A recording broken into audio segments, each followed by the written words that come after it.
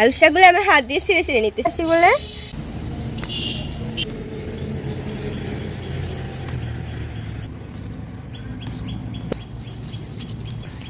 যে আলুর শাকগুলোর ডাঁটা বড়, হ্যাঁ ওগুলো আমি নিই সবসময়। আমার কাছে মনে হয় যে ডাঁটাওয়ালা আলুর শাক ওগুলো খাইতে মজা লাগে, মানে শাকের সাথে ডাঁটা বেশি মজা। হ্যাঁ ওগুলো অনেক সময় ভাজিও করি, আজকে ভাজি করবো না, আজকে কীভাবে রান্না করবো দেখাবো। রাখেন আজ নিই কতগুলো নিই।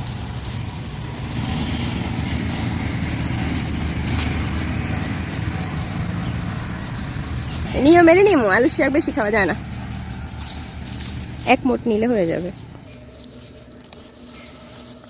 কি সুন্দর হয়ে যাবে, লাগবে না।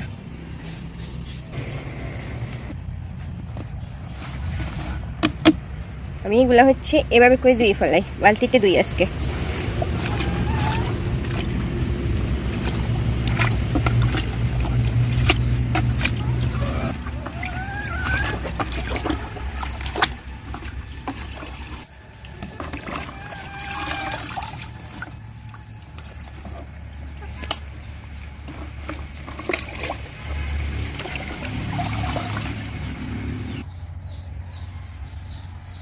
আলু শাকগুলো আমি হাত দিয়ে ছিঁড়ে ছিঁড়ে নিতেছি, বুঝছেন। দা দিয়ে বটি দিয়ে কাটাকাটি করলে মজা হবে না, এই জন্য হাত দিয়ে কাটতেছি।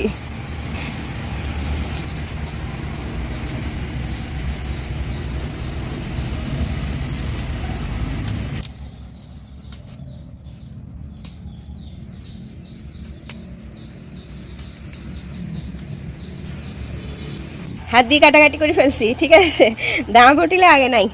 শাক কাটা শেষ হয়ে গেছে আমার, পেঁয়াজ রসুন কাঁচামরিচ মানে মশলা সবগুলো রেডি। এবার হচ্ছে চুলে আগুন দিয়ে দিচ্ছি। মাছের মাথা সহ পেঁয়াজ রসুন, আজকে বাটা রসুন দিয়েছি, একটু ছিল ফ্রিজে, ওগুলো দিয়ে দিলাম। একটু ফুকুরে পানি নিই,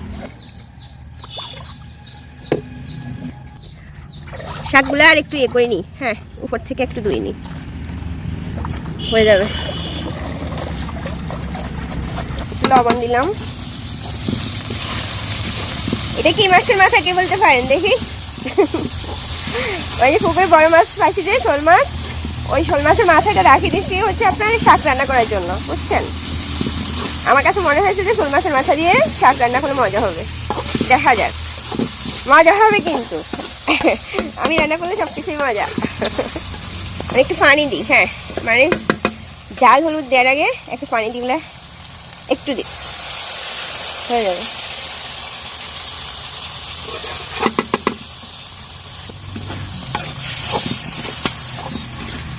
হলুদ দিলাম, গুঁড়া মরিচ দিলাম, আর একটু পানি দিয়ে মশলাগুলো কষাই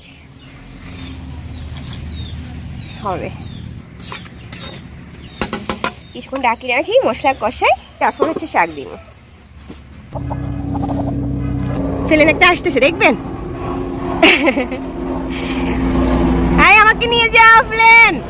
এই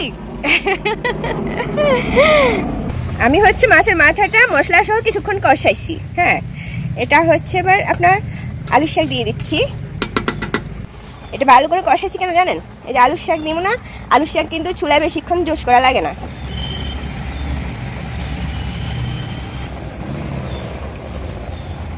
একটু বেশি বেশি লাগতেছে না? আমি কিন্তু নিয়মে নিয়েছি, মানে এক মুঠের মতো নিয়েছি শাক, কমে যাবে এগুলা জোশ করতে করতে, উঠে আসলে একেবারে কমে যাবে। এই যে দেখছেন বলছি না একেবারে কমে যাবে, একটু হয়ে গেছে, তাহলে পুরোপুরি হয়ে আসলে আরও কমে যাবে। আম্মা যখন এখানে আসে তখন বলে কি আমাকে এক মুঠো এই দাও, আলুর শাক দাও। আলুর শাক আমি অনেক পছন্দ করেন, মানে আসলে উনি লাউ শাক, আলুর শাক, কুমড়ার শাক, শুধু এগুলোর প্রতি উনার উনি অন্য কোনো কিছু নেন না, উনি বলেন যে আমাকে শুধু শাক দাও। তো ওনাকে আমি প্রায় সময় আমাকে শাকটাকে এগুলো নিয়ে দিই। শাক আসলে অন্যান্য এর সাথে শাকই মজা। এই যে হয়ে গেছে। হ্যাঁ আমি হচ্ছে একটু লবণ দেখি, আলুর শাকে হচ্ছে আপনার লবণ কম খায়।